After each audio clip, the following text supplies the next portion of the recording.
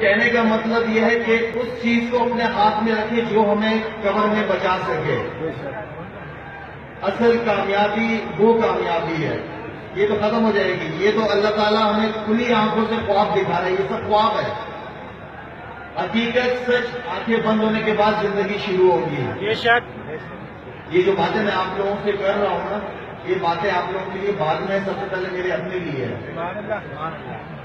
اللہ مجھے ان باتوں پہ عمل کرنے کی توفیق عطا فرمائے.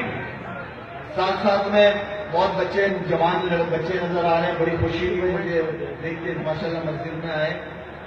بچوں سے میں ایک بات لازمی کروں گا، ایک آدھی جوان بھی نظر آ رہے ہیں مجھے، کہ کبھی شخصیت کی وجہ سے مسجد میں نہ آیا کرو کہ شاہد افریدی آیا ہے چلو مسجد میں چلتے ہیں. شاہد افریدی آپ کو ان باتوں کے علاوہ کچھ نہیں دے سکتا.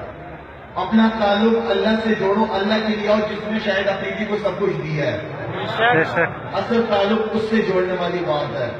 اصل یقین اس پہ کرنا ہے جس نے ہم سب کو پیدا کیا ہے، اور جس نے ہمارے لیے سب کچھ پیدا کیا ہے، اور ہمیں اپنے لیے پیدا کیا ہے. اپنے والدین کی عزت اور احترام. میرے ماں باپ تھے میرے ساتھ، تو مجھے حقیقت میں اس طریقے سے قدر نہیں تھی جتنی ان کے جانے کے بعد قدر ہوئی. تو جن کے والدین زندہ ہیں، آپ ان سے جتنا ہو سکے فائدہ اٹھائیں، ان کی دعائیں لیں، ان کی خدمت کریں.